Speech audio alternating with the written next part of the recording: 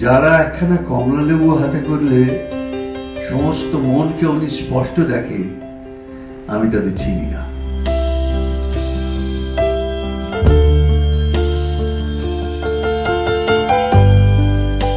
অপু অমলের মতো তার চরিত্ররা কবি স্বভাবের। সেই সব চরিত্রের মতো বাস্তবেও নিজের জন্য কবিতা লেখেন সৌমিত্র চট্টোপাধ্যায়। ছাত্রজীবন থেকেই প্রেম, কলেজ স্ট্রিট, কফি হাউস কবিতা আষ্টেপৃষ্ঠে বেঁধেছিল সুদর্শন সৌমিত্রকে। তারপর ক্রমে অভিনয় জগতের সাফল্যের চূড়োয় পৌঁছেছেন তিনি। তারই মাঝে সময় বের করে সত্যজিতের অপু লিখেছেন অজস্র কবিতা। ফেলু মিত্তিরের মগজাস্ত্র আর বাস্তবিক হৃদয়ে জন্ম দিয়েছে অনেক কবিতার। সেই সমস্ত সৃষ্টি নিয়ে সৌমিত্র চট্টোপাধ্যায়ের কবিতা সমগ্র আনন্দ পাবলিশার্সের উদ্যোগে প্রকাশক সিগনেট প্রেস। কিন্তু কবিতার জন্য কি করে এতটা সময় বের করেন স্টার সৌমিত্র? কৌতূহলের জবাবে সত্যজিৎ রায়ের প্রসঙ্গ টানলেন তিনি।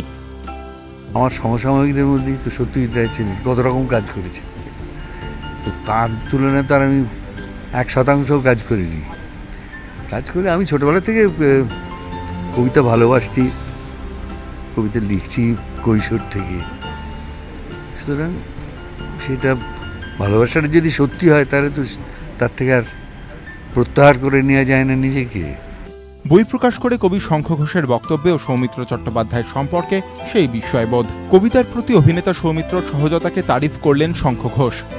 মনে আছে সেই সময় কফি হাউস থেকে বেরিয়ে রাস্তা দিয়ে হাঁটছেন একজন, তার পিছনে পিছনে দৌড়ে এসে সৌমিত্র ডাকছেন তাকে, শুধু এই কথাটা বলবার জন্যে যে তার কোনো একটা লেখা তার ভালো লেগেছে। এটা করবার কথা নয় কারোর সেই অবস্থায়, সেই খ্যাতির মুহূর্তে। স্টার হওয়ার আগেই অবশ্য কবিতার সঙ্গে সৌমিত্রের অভিসার। বিশ্ববিদ্যালয়ের এক ছাত্রের কবিতা দরদি মন আড্ডার সেই স্মৃতিকে উস্কে দিলেন তারই বাল্যবন্ধু প্রাবন্ধিক সুধীর চক্রবর্তী। বিশ্ববিদ্যালয় জীবনে তার চেহারাটার কথা মনে পড়ে। ফর্সা, রোগা, লম্বা, ব্যাকব্রাশ করা চুল, একটা ফুল শার্ট, হাত গোটানো, কোঁচা দেয়া ধুতি, পায়ে চটি, অবশ্যই সঙ্গে একটা কবিতার খাতা। এখনো সময় বের করে কবিতা লেখেন সত্যজিতের বাস্তবের অপু। ইতিমধ্যে একাধিক বইও প্রকাশিত। অভিনেতা সৌমিত্রের দাপট গোপনচারিণী করেছে তার কবিতাকে। সেই সমগ্র সৃষ্টিকে পাঠকের সামনে এবার একত্রে হাজির করল আনন্দ পাবলিশার্স।